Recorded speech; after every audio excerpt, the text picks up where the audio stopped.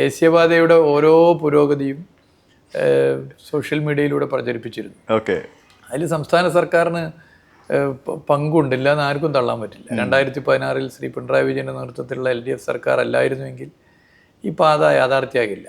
അതിനുശേഷമാണ് fund 5600 state government ഇന്ത്യയുടെ ചരിത്രത്തിൽ ആദ്യമായി ഒരു ദേശീയപാതയ്ക്ക് ചെലവഴിച്ചത്. ഒരുപാട് റിസ്ക് എടുത്ത് നിശ്ചയദാർഢ്യത്തോടു കൂടി ഭൂമി ഏറ്റെടുക്കൽ നടപ്പിലാക്കിയത്. പിന്നെ പ്രവൃത്തി പൂർണ്ണമായും നാഷണൽ ഹൈവേ അതോറിറ്റി ഓഫ് ഇന്ത്യയാണ് നടത്തുന്നത്.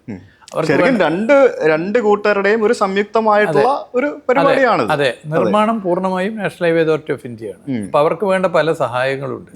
അത് ഞങ്ങൾ ചെയ്തു കൊടുക്കുക. കാരണം അവർ തന്നെ അഭിനന്ദിച്ചിട്ടുണ്ട്. ശ്രീ നിതിൻ ഗഡ്കരി ആയാലും നാഷണൽ ഹൈവേ അതോറിറ്റി ഓഫ് ഇന്ത്യയുടെ റീജിയണൽ ഓഫീസറിലൊക്കെ തന്നെ സ്റ്റേറ്റ് ഗവൺമെൻറ് ഇടപെടൽ, മുഖ്യമന്ത്രിയുടെ ഇനീഷ്യേറ്റീവ് ഒക്കെ പ്രത്യേകം എടുത്തു പറഞ്ഞിട്ടുണ്ട്. അപ്പോൾ ഇതിൻ്റെ പുരോഗതി മറ്റ് പ്രവർത്തനം, ഇപ്പോൾ തീരദേശ ഹൈവേ, മലയോര ഹൈവേ, റെസ്റ്റ് ഹൗസ് തുടങ്ങി ഓരോ ഡെവലപ്മെൻറ്റ്, ടൂറിസ്റ്റ് ഡെസ്റ്റിനേഷൻ പോലെ തന്നെ NHൻ്റെയും പുരോഗതി സോഷ്യൽ മീഡിയയിൽ കാണിക്കാറുണ്ട്.